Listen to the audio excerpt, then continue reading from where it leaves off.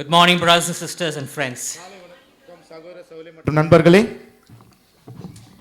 First of all, I like to thank God for giving me an opportunity to share the word. Thank God. முதலாவது தேவனுக்கு நான் நன்றி செலுத்துகிறேன். இந்த நேரத்திலே அவருடைய வார்த்தையை நான் பிரசங்கிக்க எனக்கு ஒரு வாய்ப்பு கொடுத்தமைக்காக. And also I like to thank the leadership for giving me an opportunity to share the word. மாத்திரமல்லாமல் தலைமைத்துவத்துக்கு நான் நன்றி செலுத்துகிறேன். வேத வசனத்தை உங்களோடு பகிர்ந்து கொள்ள வாய்ப்பு கொடுத்தமைக்காக.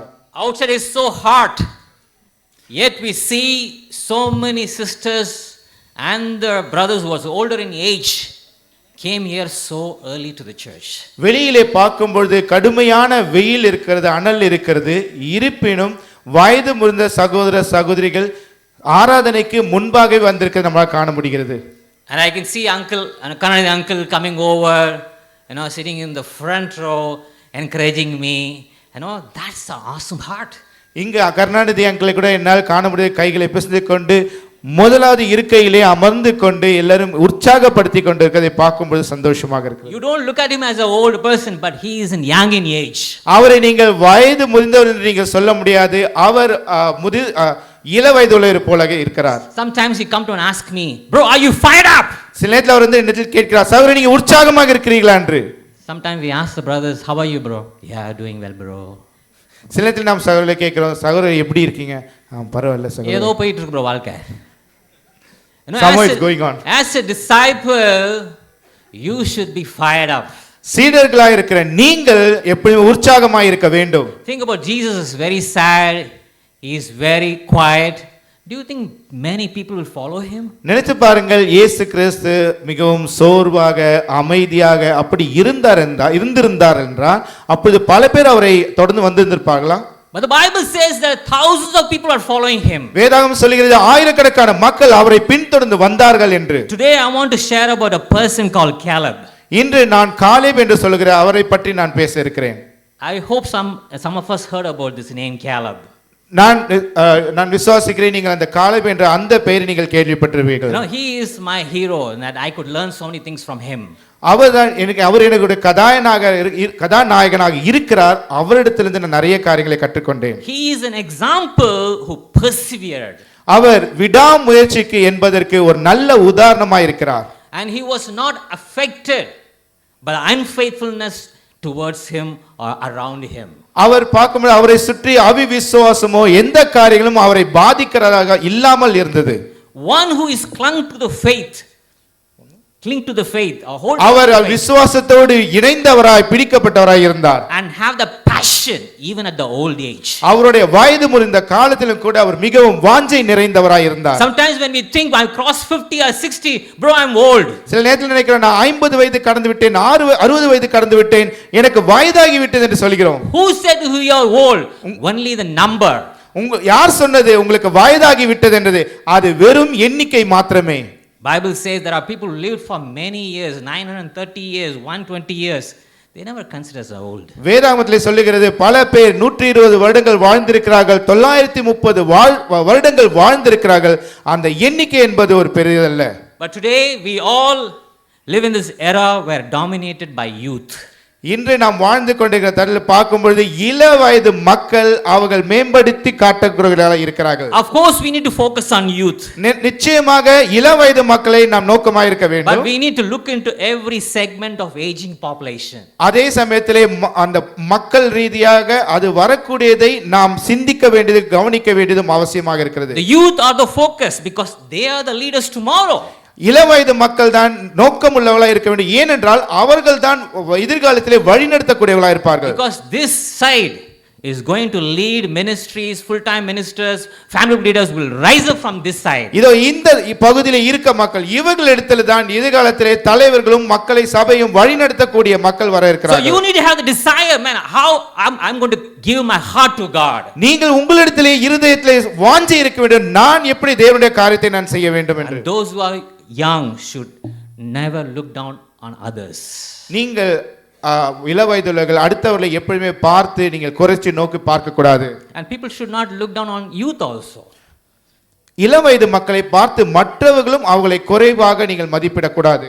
As they should set an example, as Paul said to Timothy. எப்படி பவுல் தீமோத்திக்கு சொன்னாரோ, You know, youngsters, brothers and sisters, you are young in spirit. Often we meet people who are old. நீங்கள் இள வயது உள்ள மக்கள், நீங்கள் எப்பொழுதுமே நீங்கள் வயது முதிர்ந்தவர்களை நீங்கள் சந்திக்க வேண்டியது இருக்கிறது. சந்திக்கிறீங்க, you know, who has experience. அதிலிருந்து நீங்கள் உங்களுக்கு பயிற்சியில் நிறைய காரியங்களை அவர்கள் கற்றுக்கொள்கிறீர்கள். No, they have experience. அவர்களுக்கென்று அனுபவம் அதிகம் இருக்கிறது. How do you relate to these elders? I want to ask you, this group, how do you relate to these elders? எப்படி அவங்களோடு எப்படி உங்களுக்கு ஒரு உறவு முறை இருக்கிறது? You know, is it with respect? அது மதிப்பு மரியாதையோடு இருக்கிறதா? இதான் வயசான கேட்டதுங்கப்பா, இதை நம்ம என்ன கற்றுக்க போகிறோம்? Or do you like, man, I need to learn something from them? ஆனால் நாம் எப்படி இருக்க வேண்டும்னா அவர்களிடத்தில் இருக்கிற அந்த அனுபவத்திலிருந்து நான் என்ன கற்றுக்கொள்ள போகிறேன் என்பதாக இருக்க வேண்டும். Sometime I ask some youngsters, bro, can we meet sometime? நான் சில நேரத்தில் சில இள வயது மக்களை கேட்டிருக்கிறேன், சகோதரி உங்களோட நேரம் செலவழிக்கலாமா என்று. Some people they give time. சில மக்கள் அதற்கு நேரம் ஒதுக்குகிறார்கள். I'll be waiting for the call. நான் அவருடைய காலுக்காக காத்திருப்பேன். No call. அப்பொழுது அவருடைய தொடர்பு வராது. Then after that I'll meet after a few days. Bro, you're supposed to meet me. You gave me a time.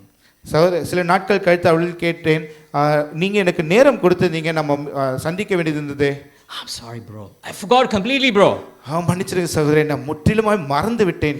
When we are young disciples, when we ask time for the older people or older age, we be longing, when is the time I'm going to meet them and learn something from them? நாம் இள வயது இருக்கும் பொழுது, நாங்கள் வயது முதிர்ந்தவர்களை பார்க்கும் பொழுது, முதிர்ச்சி அடைந்தவர்களை பார்க்கும் பொழுது, எப்பொழுதெல்லாம் அவர்களிடத்தில் நேரம் கிடைக்கும், அவர்களிடத்தில் நான் என்ன கற்றுக்கொள்ள என்று ஏங்கி காத்து கொண்டிருந்தோம். Do I admire the strength and character?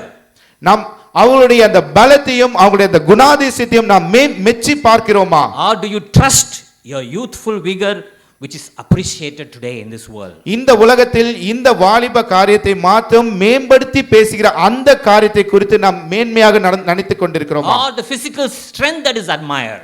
இல்லை என்றால் என்னுடைய சரீரபூர்வமான இருக்கக்கூடிய அந்த பலத்தை குறித்து நான் மேன்மையாக நினைத்துக் கொண்டிருக்கிறேனா? Caleb, he was in the 13th century. Caleb 13ஆம் நூற்றாண்டில் இருந்தார். Let's turn to Numbers 13:27 to 31. நாம் என்னாகும் புத்தகம். My title is Mighty Caleb. என்னுடைய தலைப்பு வல்லமை நிறைந்த காலேப். என்னாகும் புத்தகம் 13ஆம் அதிகாரம் வசனம் 27 முதல் 31 வரை படிப்போம். என்னாகும் புத்தகம் 13ஆம் அதிகாரம் வசனம் 27 முதல் 31 வரை. அவர்கள் மோசேயை நோக்கி, மைக்கே பயப்படுது, மேன். கேலப் வேதகல பயப்படுது. Can somebody can help me out with this one? என்னாக புத்தகம் Can help. It's very difficult to have it. I need a water bottle. Okay, fix it.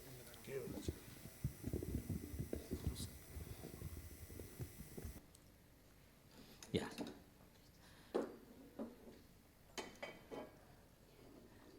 Thanks, Eugene. Check. Okay. Numbers 13:27 to 31. என்னாகும் புத்தகம் 13ஆம் அதிகாரம் வசனம் 27 முதல் 31 வரை. அவர்கள் மோசேயை நோக்கி, நீர் எங்களை அனுப்பின தேசத்துக்கு நாங்கள் போய் வந்தோம். அது பாலும் தேனும் ஓடுகிற தேசம்தான். இது அதனுடைய கனி. ஆனாலும் அந்த தேசத்திலே குடியிருக்கிற ஜனங்கள் பலவான்கள், பட்டணங்கள் அரணிப்பானவைகளும் மிகவும் பெரியவைகளுமாய் இருக்கிறது. அங்கே ஏனாக்கின் குமாரரையும் கண்டோம். அமலேக்கியர் தென்புறமான தேசத்தில் குடியிருக்கிறார்கள். ஏத்தியரும் எபூசியரும் எமோரியரும் மலை நாட்டில் குடியிருக்கிறார்கள். கானானியர் கடல் அருகேயும் யோர்தான் அண்டையிலும் குடியிருக்கிறார்கள் என்றார்கள். 27 and 28, is it right? Yes. Till 28 is fine. Okay, we'll do it later. முன்னாடி. Okay. Next. 27 and 28. 28. அவர்கள் மோசேயை நோக்கி, நீர் எங்களை அனுப்பின தேசத்துக்கு நாங்கள் போய் வந்தோம். அது பாலும் தேனும் ஓடுகிற தேசம்தான். இது அதனுடைய கனி. ஆனாலும் இந்த தேசத்திலே குடியிருக்கிற ஜனங்கள் பலவான்கள், பட்டணங்கள் அரணிப்பானவைகளும் மிகவும் பெரியவர்களும் ஆயிருக்கிறது. அங்கே ஏனாக்கின் குமாரரையும் கண்டோம். You can read, continue, please. Up to 31 you can read. அமலேக்கியர் தென்புறமான தேசத்தில் குடியிருக்கிறார்கள். ஏத்தியரும் எபூசியரும் எமோரியரும் மலை நாட்டில் குடியிருக்கிறவர்கள், கானானியர் கடல் அருகேயும் யோர்தான் அண்டையிலும் குடியிருக்கிறார்கள் என்றார்கள். அப்பொழுது காலேப் மோசேக்கு முன்பாக ஜனங்களை அமர்த்தி, நாம் உடனே போய் அதை சுதந்தரித்துக் கொள்வோம், நாம் அதை எளிதாய் ஜெயித்துக் கொள்ளலாம் என்றான். அவனோட கூட போய் வந்த மனிதரோ, நாம் போய் அந்த ஜனங்களோட எதிர்க்க நம்மாலே கூடாது, அவர்கள் நம்மை பார்க்கிலும் பலவான்கள் என்றார்கள். ஆமென். Now here the Bible says the spies were sent out. இங்கு ஒற்றர்கள் அங்கு அனுப்பப்பட்டது என்று வேதாகம் சொல்லுகிறது. God is going to fulfill his promises by allowing Israelites to go into the promised land. தேவன் இஸ்ரவேல் மக்களை அவர் வாக்குத்தத்தம் பண்ணப்பட்ட அந்த இடத்திற்கு அவர் அனுப்புகிறார். He is going to fulfill the promise within a short period of time. குறுகிய காலத்திலே அவர்களுக்கு என்ன வாக்குத்தத்தம் கொடுத்திருந்தாரோ அதை நிறைவேற்றுவதற்காக செய்தார். Now if you look at the Bible, there were 12 people who were sent to spy. இங்கு வேதாகமத்தில் பார்க்கும் பொழுது அதை ஒற்றர்களாக 12 பேரை அங்கு அனுப்பினார். But only 2 members' names were mentioned in the Bible. அந்த வேதாகமத்திலே பார்க்கும்போது அதிலே 2 பேருடைய பெயர்கள் மாத்திரமே குறிப்பிடப்பட்டிருக்கிறது. Why God left them 10 people's name? மற்ற 10 பேருடைய பெயர்களை ஏன் தேவன் அங்கு விட்டு விட்டார்? Now here you see how does Caleb react? இங்கு காலேப் எப்படி அவர் உணர்கிறார் என்பதை இங்கு நாம் காண்கிறோம். You know, how does the spies started making excuses? எப்படி அந்த மற்ற ஒற்றர்கள் அவர்கள் சாக்கு போக்குகளை அந்த இடத்திலே சொல்லக்கூடியவர்களா இருக்கிறார்கள். They said to the people, everything is so good. இங்க சொல்ற எல்லாமே அருமையாக இருக்கிறது. But ஆனால் we always use but. நாம் எப்பொழுதுமே உபயோகப்படுத்தும் ஆனால். Bro, I want to do great things for God, bro. சகோதரன், நான் தேவனுக்காக மிக சிறப்பான காரியங்களை செய்ய வேண்டும். But ஆனால் my problem, bro. எனக்கு பிரச்சனை சகோதரரே. I want to give my heart, bro.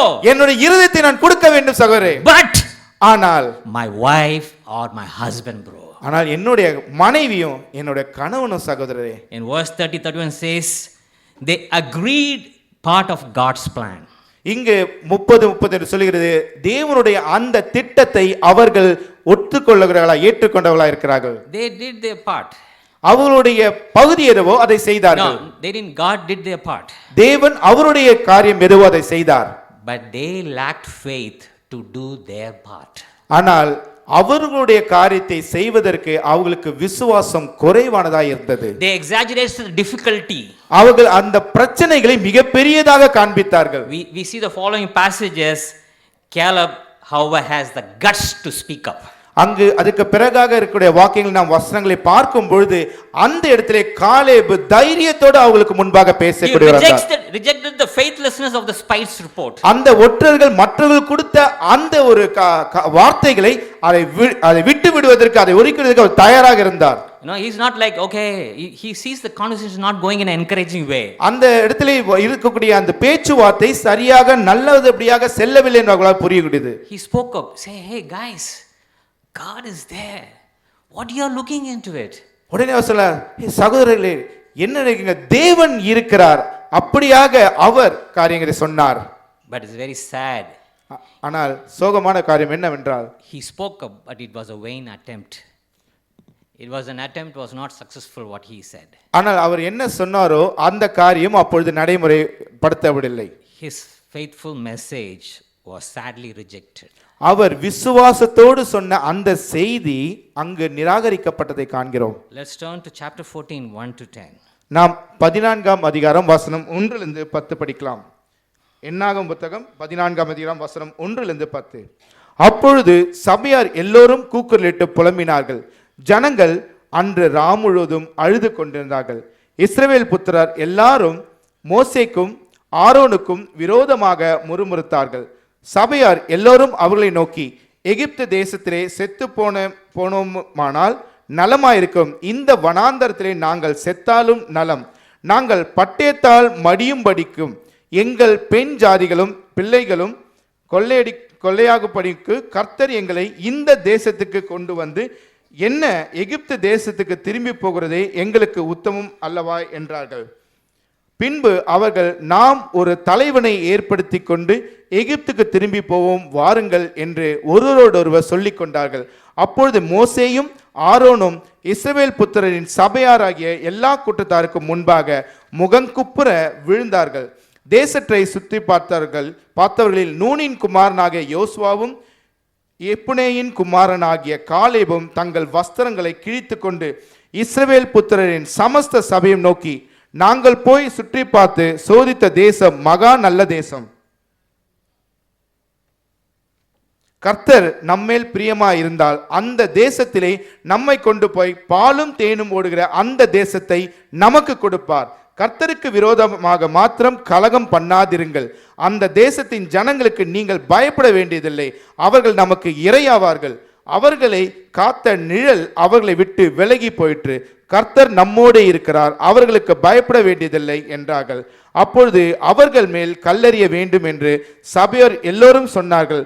உடனே கர்த்தருடைய மகிமை ஆசரிப்பு கூடாரத்தில் இஸ்ரவேல் புத்திரர் எல்லோருக்கும் முன்பாக காணப்பட்டது. ஆமென். Now what is happening here? இங்க என்ன நடக்கிறது? The people of Israel rejected the God's message.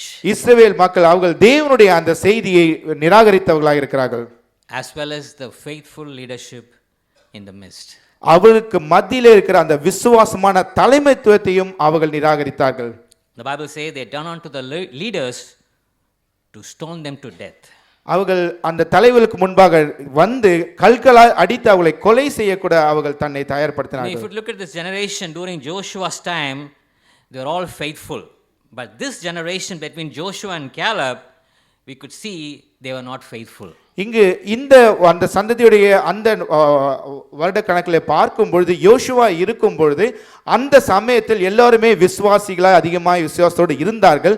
அதிலிருந்து இந்த காலேப் இந்த நடைமுறை காலத்திலே பார்க்கும் பொழுது அதில் இருந்தவர்கள் அந்த விசுவாசம் குறைவுள்ளவர்களாக இருந்தார்கள். Sadly, could have been gone the promised land, but faith prevented them from happening. Otherwise, they would have reached the promised land. Sadly, they did not reach the promised land. காரியம் என்னவென்றால் அவர்கள் வாக்குத்தத்தப்பட்ட அந்த இடத்திற்கு அவர்கள் சென்றார்கள். Do you know this? It is supposed to travel only 7 days to reach the promised land. அந்த வாக்குத்தத்தம் பண்ணப்பட்ட அந்த இடத்திற்கு செல்ல வெறும் 7 நாட்களே செல்லக்கூடிய இடம். But they took so many years. ஆனால் அது அவளுக்கு பல வருடங்கள் ஆகிய அவர்கள் கடந்தார்கள். Look into the Bible. We look into the book of Hebrews. நாம் எபிரேய புத்தகத்தை கண்டோம் என்றால் how we could learn from so many prophets, people in the Bible. வேதாகமத்தில் இருக்கிற பல தீர்க்கதரிசிகளும் தலைகள் அவரிடத்திலிருந்து நாம் என்ன காரியங்களாம் கற்றுக்கொள்ளலாம் என்று பார்க்கிறோம். Here you see Joshua and Caleb shocked about the unfaithfulness of the people. அங்கு இருந்த இஸ்ரவேல் மக்கள் அவர்களுக்கு இருந்த அந்த அவிவிசுவாசத்தை பார்த்து யோசுவாவும் காலேபும் மிகவும் அவர்கள் யோசித்தவர்களாக இருந்தார்கள். Now if you look into the 36-38 Bible says the people received what they deserved. Just what they asked for, they were dead in the desert. அவர்கள் என்ன கேட்டார்கள் 36-37 காண்கிறோம். அவர்கள் என்ன கேட்டார்களோ கிடைத்தது, ஆனால் அதுக்கு முன்பாக மரித்தவர்களாக இருந்தார்கள். You know what they asked for it, they were dead. அவர்கள் என்ன கேட்டார்களோ அவர்கள் அங்கு இருந்தார்கள். He says, look at Caleb what he says, very positive. இங்கு காலேபை பார்க்கிறோம், அவர் எல்லாமே சரியான விதமாய் சிந்திக்கிறவராய் இருக்கிறார். He says it does flow with milk and honey. அங்கு பாலும் தேனும் ஓடுகிறதா இருக்கிறது என்று சொன்னார். God will bring us to the promised land. தேவன் நமக்கு அந்த வாக்குத்தத்த இடத்தில் நிச்சயமாக நம்மை கொண்டு செல்வார் என்றார். Do not rebel, do not fear. நீங்கள் பயப்படாதீர்கள், கலங்காமல் இருங்கள் என்று சொன்னார். He was so positive. அவர் எப்பவுமே சரியான விதமாய் இருந்தார். But his life was in danger. அவருடைய வாழ்க்கை ஒரு பாதிப்பான இடத்துல இருந்தது. And because they have planned to stone him. ஏனென்றால் கல்களை எடுத்து அவரை அடிக்க வேண்டும் என்று அவர்கள் தயாரானார்கள். Because he spoke up. அவர் துணிந்து பேசின காரணத்திற்காக.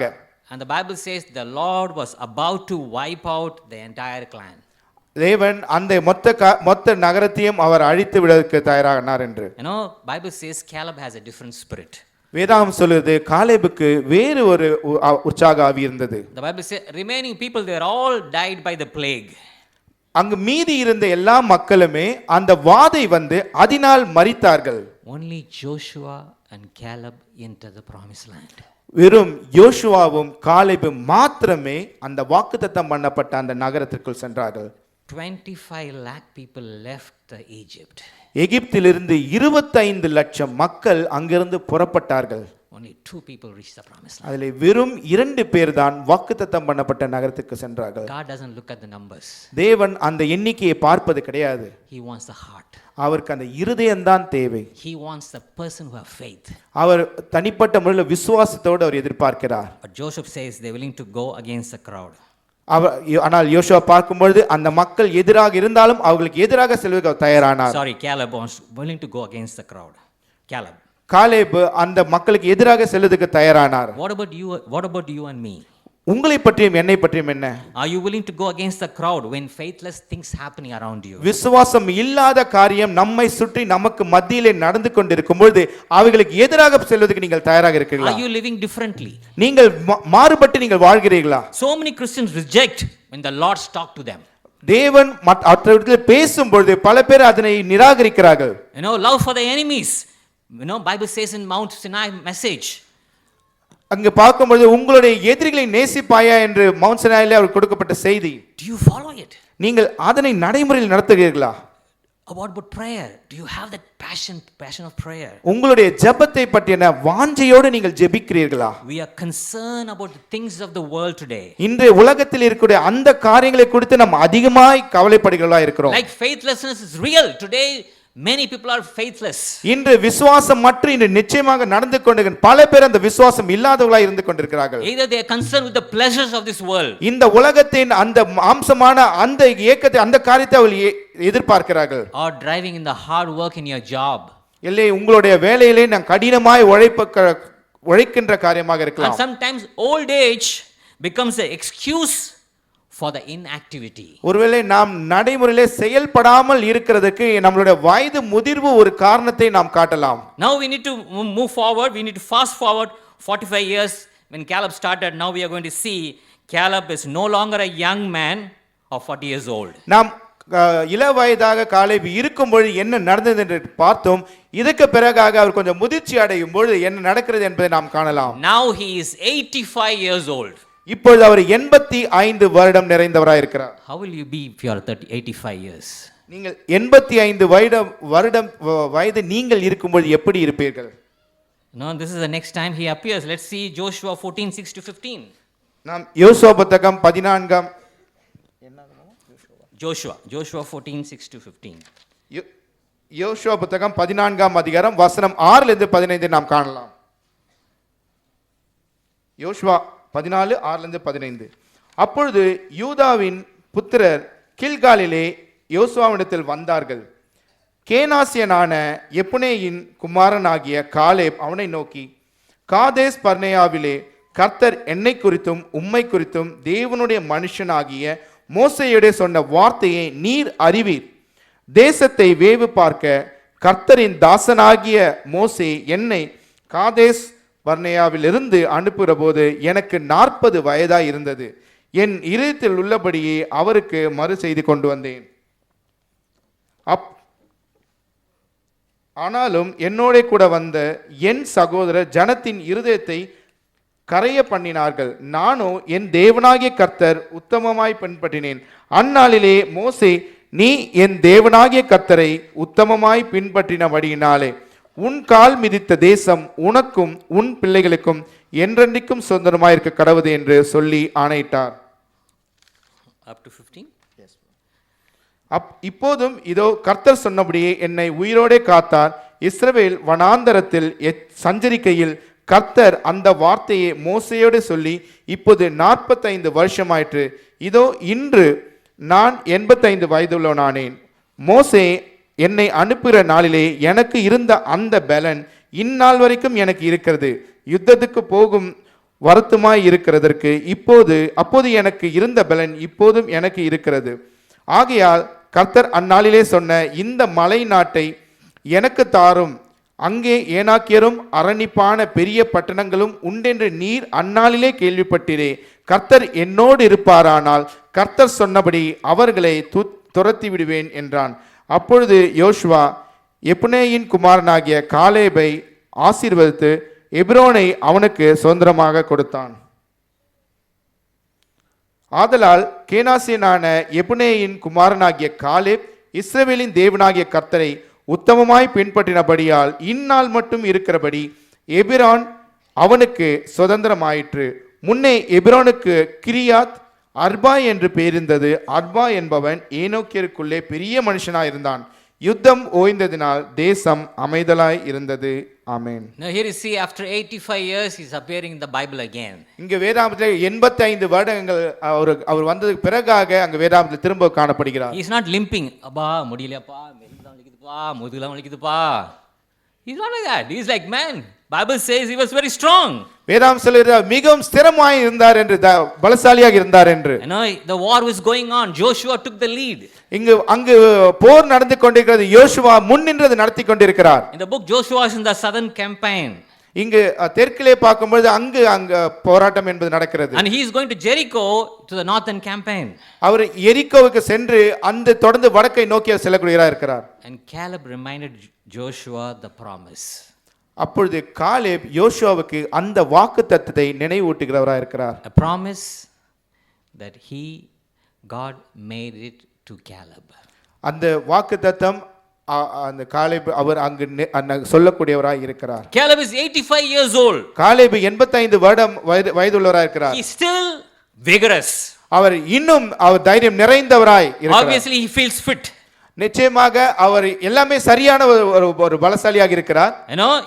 Bible says, because he asked for it, Joshua gave the inheritance to him. இங்கு வேதாகம் சொல்லுகிறது அவர் கேட்டதின் காரணத்தினால் வாக்குத்தத்தத்தின் படியாக அவருக்கு அதை கொடுத்தார் என்று சொல்லுகிறது. And he said, give me the place. I want to go and fight and get this place. அவர் சொல்லுகிறார் எனக்கு அந்த இடத்தை கொடுங்கள், நான் அங்கு சென்று நான் ஜெயிப்பேன் என்று சொன்னார். That's what his heart. அதுதான் அவருடைய இருதயமாக இருந்தது. And the Bible says he received the inheritance from the town of Hebron. அவர் அந்த எபிரான் என்று சொல்லக்கூடிய அந்த இடத்திலே அதை அவர் பெற்றுக்கொண்டார். Which is 25 miles of south of Jerusalem. அவர் எருசலேமில் இருந்து 25 மைல் தூரம் இருக்கக்கூடியதாக இருக்கிறது. This is where Abraham used to live in this place. இந்த இடத்தில் தான் ஆபிரகாம் வசித்து வந்தவராக இருக்கிறார். Remember the cluster of grapes where a spice brought in? That's the place from Hebron only they brought it.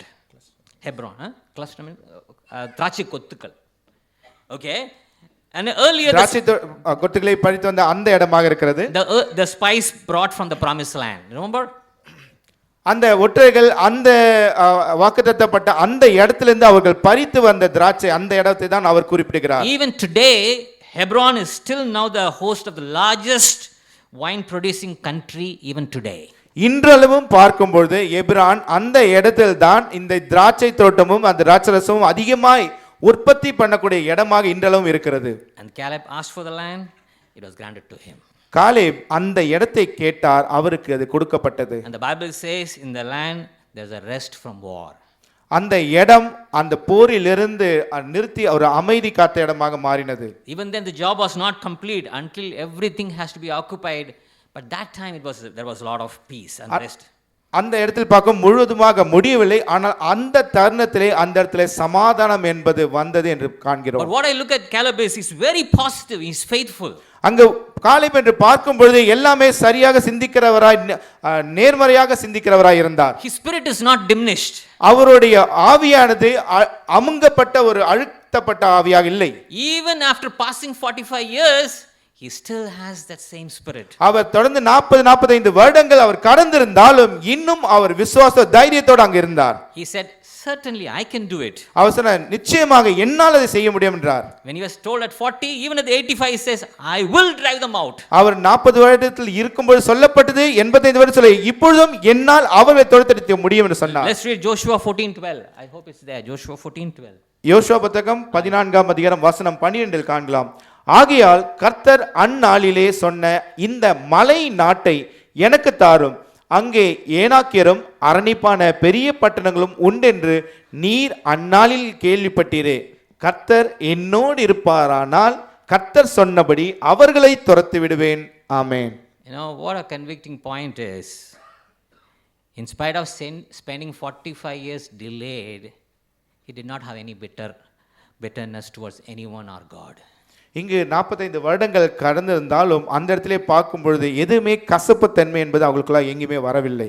How do you handle the delays more than 45 years happening in your life. உங்களுடைய வாழ்க்கையிலே இது போன்று காலதாமதம் 45 வருடங்கள் காலதாமதமாகி செய்யக்கூடிய நடக்கக்கூடிய காரியங்களை பார்க்கும் பொழுது நீங்கள் எப்படியாக அதனை உணர்கிறீர்கள்? The Bible says very clearly Caleb was ready to enter the promised land. In the Numbers it book says. இந்த என்னாகும் புத்தகத்தில் சொல்லுகிறது காலேபு அந்த வாக்குத்தத்தம் பண்ணப்பட்ட இடத்திற்கு செல்வதற்கு தயாராக இருந்தான் என்று சொல்லுகிறது. Today our society is a very demand society. இன்று நம்மளுடைய சமுதாயம் பார்க்கும் பொழுது எல்லாவற்றையும் கேட்கின்ற ஒரு சமுதாயமாக We இருக்கிறது. want things quickly. உங்களுக்கு உடனடியாக காரியங்கள் நடக்க வேண்டுமா? We want things fast. எங்களுக்கு எல்லா காரியமும் உடனடியாக வேண்டும். We emphasize, we just want everything to be quick.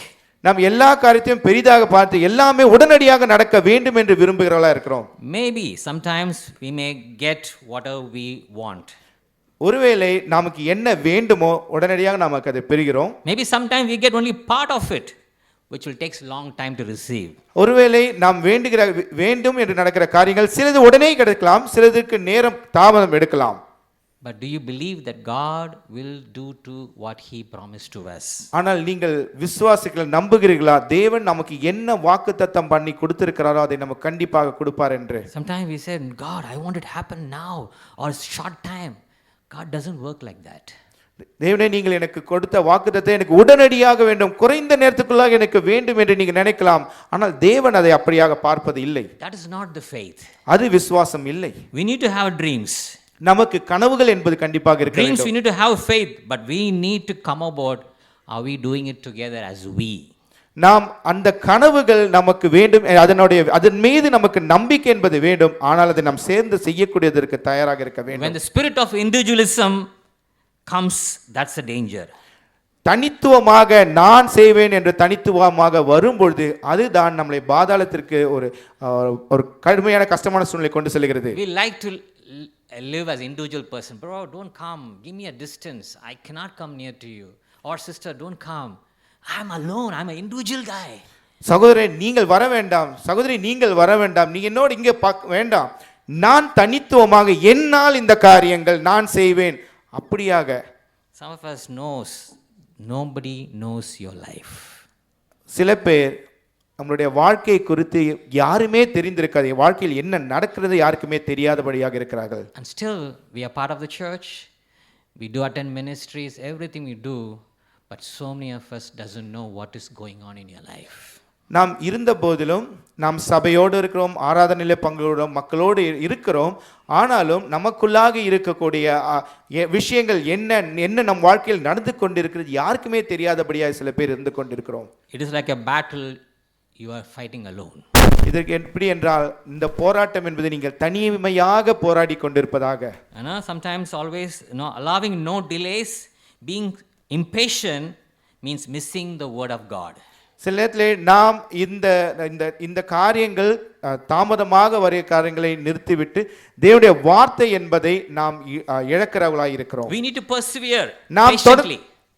We need to persevere patiently. நாம் பொறுமையாக விடாமுயற்சியோடு இருக்க வேண்டும். I think Caleb is a very good example. நமக்கு அதுக்கு காலேப் என்பது சரியான உதாரணத்தை வெளிப்படுத்தினார். That's why we need to explore now. அப்படிதான் நாம் நம்மை நாமே வெளிப்படுத்தக்கூடியவர்களாக இருக்க வேண்டும். Something is very amazing story about him. அவரை பற்றி நாம் மிகவும் ஆச்சரியமான காரியங்கள் நாம் இருக்கிறது. It's a character that we need to learn. இந்த ஒரு குணாதிசயம் நாம் கற்றுக்கொள்ள வேண்டியது. He was born in Egypt. அவர் எகிப்திலே பிறந்தார். In slavery. அவர் அடிமையாக இருந்தார். He took part in first Passover.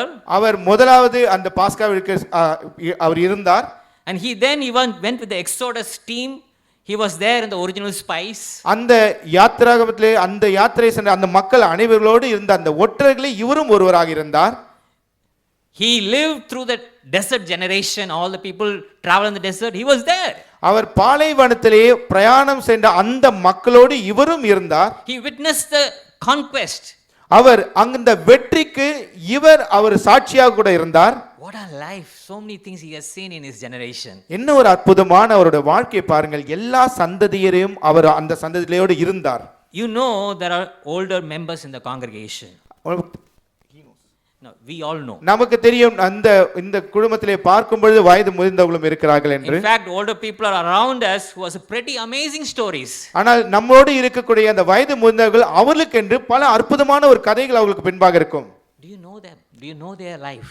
அவருடைய வாழ்க்கை பற்றி நீங்கள் அறிந்திருக்கிறீர்களா? Even the young marrieds, do you know their lives? இள திருமணமானவர்கள் நீங்க அவங்களுடைய வாழ்க்கை பற்றி I தெரிந்திருக்கிறீர்களா? remember spending time with Gananathan uncle and going to his house. நான் கருணாநிதி அங்கிளோட நேரம் செலவிடும் போது அவருடைய வீட்டுக்கு சென்றிருந்தேன். He was sharing about his life. அவர் அவருடைய வாழ்க்கையை குறித்து பகிர்ந்து It was கொண்டார். thrilling. அது மிகவும் ஒரு பயமுறுத்தக்கூடியதாக இருந்தது. It was thrilling. பயமுறுத்தல ஒரு த்ரில்லா இருந்துச்சு. படம் மாதிரி ஒரு இந்த என்ன சொல்வாங்க மூவில விறுவிறுப்பா இருந்துச்சு. அடுத்தது என்ன he was sharing about his life. மிகவும் விறுவிறுப்பாக இருந்தது. அவருடைய வாழ்க்கை குறித்து அவர் பகிர்ந்து கொள்கிறார். How his kids were reached out, how he was praying, God please change my son, and God sent a person to that. அவர் சொன்னார், தேவனே என்னுடைய மகனை மாற்றிக் கொடுங்கள் என்று நான் கேட்டேன். தேவன் அவருக்கு அதை ஆசீர்வாதத்தை கொடுத்தார். When I heard it I like, man, God did so many miracles in the uncle's நான் பார்த்தேன், வாவ், தேவன் அவருடைய அங்கிளுடைய வாழ்க்கையில் எவ்வளவு மிகப்பெரிய அற்புதங்களை செய்திருக்கிறார் என்று என்னால் அவரிலிருந்து காண முடிந்தது. Or do you give excuses? I don't need to learn anything. I know everything in this world. நான் ஒருவேளை காரியங்கள் நாம் சாக்கு போக்கு சொல்லலாம், எனக்கு எல்லா காரியங்களும் எனக்கு தெரியும் இந்த உலகத்துல அப்படின்றது போல. It's important, brothers and sisters. இது ரொம்ப முக்கியம் வாய்ந்தது சகோதர சகோதரிகளே. Because God can teach you something in their lives. ஏனென்றால் தேவன் அவர்களுடைய வாழ்க்கையின் மூலமாக நமக்கு பல காரியங்களை சொல்லிக் கொடுப்பார். You know, you all know we are all getting older. நமக்கு தெரியும் நாம் எல்லாருமே வயது முதிர்ந்தவர்களாய் மாறுவோம். I'm getting old. நானும் வயது முதிர்ந்தவனாக ஆகிறேன். I'm going to reach 50 years in 59 years in a few months time. இன்னும் சில மாதங்களிலே நானும் 59 வயதை நான் தொட்டு விடுவேன். The more I get older, I think, man, I have gone so many years in my life. நான் இன்னும் வயது முதிர்ந்து வரும்பொழுது நான் பார்க்கிறேன், என்னுடைய வாழ்க்கையில் நான் பல இதில் நான் கடந்திருக்கிறேன் என்று நான் I became காண்கிறேன். a Christian 22 years ago. நான் 22 வருடங்களுக்கு முன்னாடி கிறிஸ்துவ வாழ்க்கையை காண்கிறேன். Now it seems so old. நான் இப்பொழுது வயது முதிர்ந்தவனாய் காண்கிறேன். What I'm going to do? நான் இன்னும் என்ன செய்ய போகிறேன்? Caleb gives the idea.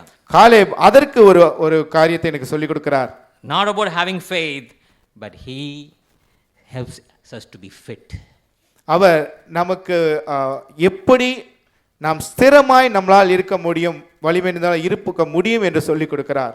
We got to keep our physically fit. நாம் சரீர ரீதியாக நாம் ஸ்திரமானவர்களாய் பலம் நிறைந்தவர்களாய் நாம் இருக்க வேண்டும். You need to exercise. நாம் அதற்காக உடற்பயிற்சி செய்ய வேண்டும். Always body in a motion. நாம் body moving around. நாம் செயல்களிலே காரியங்கள் நாம் தொடர்ந்து செய்யக்கூடியவர்களாய் இருக்க வேண்டும். You had a good diet. உங்களுக்கு நல்ல ஒரு உணவை சரியான விதத்தில் உணவை ஏற்க வேண்டும். You take care of your health. நீங்கள் உங்களுடைய உடலை நீங்கள் சரியாக பராமரிக்கிறீர்களா? When did you do your yearly health checkup plan? நீங்கள் இந்த வருடத்துக்காக உங்களுடைய உடலை நீங்கள் பரிசோதிக்கிறது எப்பொழுது திட்டமிட்டு இருக்கிறீர்கள்? Our body is the temple of God's spirit. தேவனுடைய ஆவி தேவனுடைய நம்மளுடைய சரீரம் தான் தேவனுடைய ஆலயமாக இருக்கிறது. Amen. Let's give a big clap to Ramesh brother. He's trying his best. Amen. It's not easy. We can say, bro, என்ன bro மிஸ் பண்றாரு bro.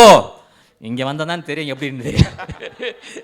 So it is your responsibility. If your wife is not doing well, if husband is not doing well in your health, you are responsible to make sure that person is fit.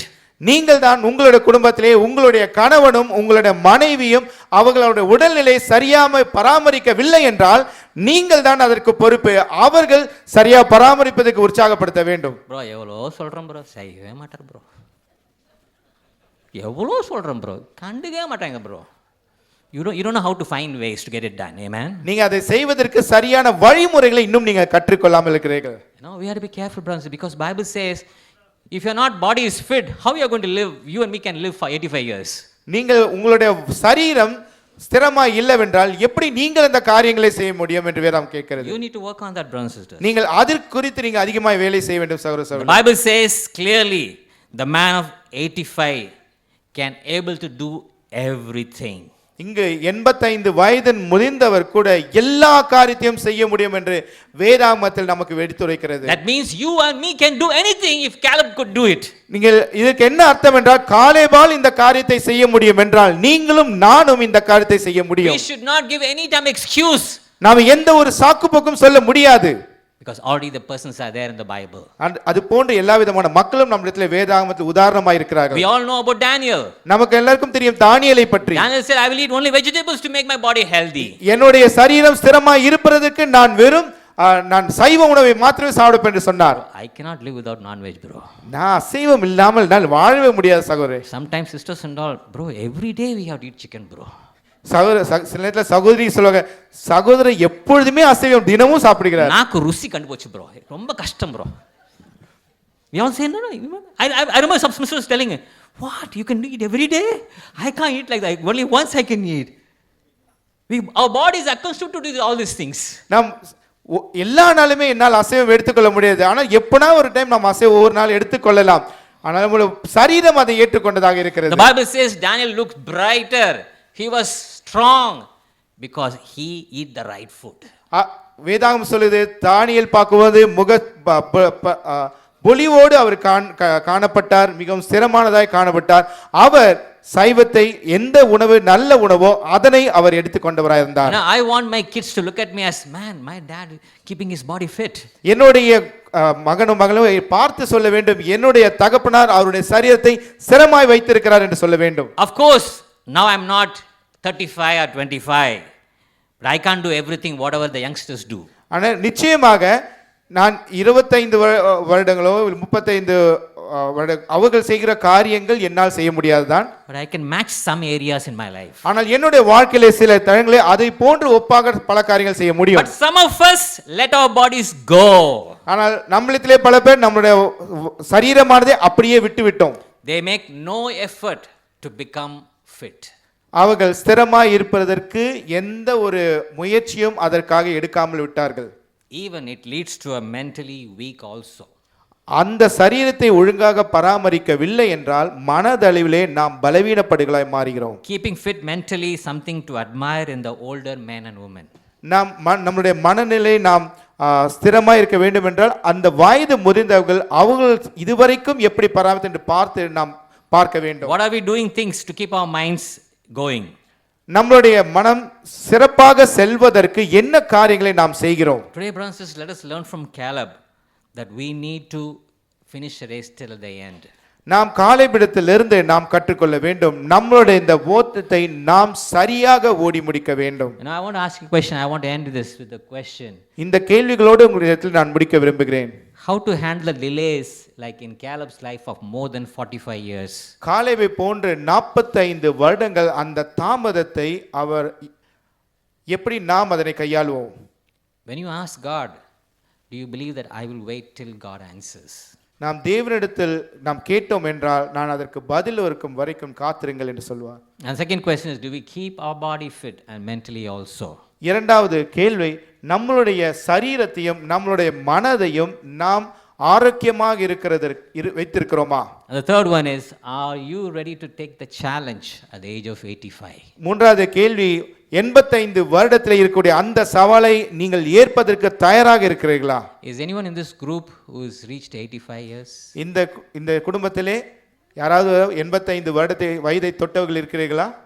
Nobody. Praise God. Amen. So we are all below 85. நாம் அனைவரும் எல்லாருமே 85 வருடத்துக்கு கீழாக இருக்கிறோம். So are you ready to give your best? நீங்கள் உங்களால் முடிந்த சிறப்பானதை நீங்கள் கொடுக்க தயாராக இருக்கிறீர்களா? Are you ready? தயாராக இருக்கிறீர்களா? No, we learn from Caleb. Amen. நாம் காலேபிடத்திலிருந்து கற்றுக்கொள்வோம். If you are youngsters, you need to do more. நீங்கள் இளவயதுள்ளவர்களாக இருந்தீர்களா இன்னும் உங்களால் சிறப்பான காரியங்கள் செய்ய You முடியும். should never give excuse, bro. என் உடம்பெல்லாம் வலிக்குது bro. ஜுரம் bro. மாத்திரை சாப்பிட்டு வாங்க. நான்லாம் எனக்கு டிசைபிள் டைம் கொடுப்பாரு ப்ரோ 8 மணிக்குனா சாப்பிட்டு வந்துடுவேன் நான். ப்ரோ இப்போ ஜுரம் வந்தனா இன்னும் பெரிய வியாதி வந்த மாதிரி இருக்கும். No, we have to learn. I will ask you, if your boss says I'll give you 1 lakh that you should come on time, next day you have fever, what you will do? போவீங்களா போக மாட்டீங்களா? எவ்வளோ fever 104 இருந்தால் கூட மாத்திரையை போட்டு போயினா லட்சம் தராருல. யோசிங்க. See, I'm asking a question. Bible is clear. What motivates you? God's word should motivate you. Man, I'm doing it for God. This is one life. We all have one life.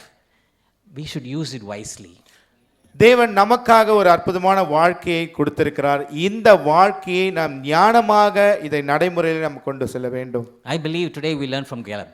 நாம் விசுவாசிக்கிறேன், நாம் காலேபிடத்தில் இன்று நாம் கற்றுக்கொண்டோம். Even as we take part in the communion, இந்த நேரத்தில் நாம் நற்கனை எடுத்துக்கொள்கிற நேரமாக இருக்கிறது. I believe Jesus was a great example. நான் விசுவாசிக்கிறேன் இயேசு ஒரு நல்ல ஒரு உதாரணத்தை ஏற்படுத்தினார். And in fact, he is very fit also. நிச்சயமாக அவரும் சரீர ரீதியாக ஸ்திரமாய் இருந்தார். He could throw all the chairs, all the tables where they're selling doves. He pushed like this in, get out of this place. அங்கே வெளியிலே பார்க்கும் ஆயத்துக்கு வெளியிலே புறாக்களை விற்று கொண்டிருக்கும் பொழுது அங்கிருந்த நாற்காலி எல்லாத்தையும் தூக்கி அடித்தார். இங்கிருந்து வெளியே செல்லுங்கள் எல்லாரும் என்று சொன்னார். And we have a role model in our lives. நம்மளுடைய வாழ்க்கையிலும் நமக்கு ஒரு நல்ல முன்மாதிரிகள் இருக்கிறார்கள். Let us make a decision that I'm going to change my perspective about life. Perspective about life. நாம் எடுத்துக்கொள்வோம் நம்மளுடைய வாழ்க்கையின் அந்த நோக்கத்தை நாம் சரியாக ஏற்றுக்கொள்வோம். As the brothers pass the bread, am I right? Okay, let's all stand up for the song and then we'll have a prayer. Please be seated. Already seated. Okay. Just like sit. I already seated, brother. இந்த நேரத்தில் நமக்கு நற்கனை Thank you so much for listening. கேட்டமைக்காக நன்றி.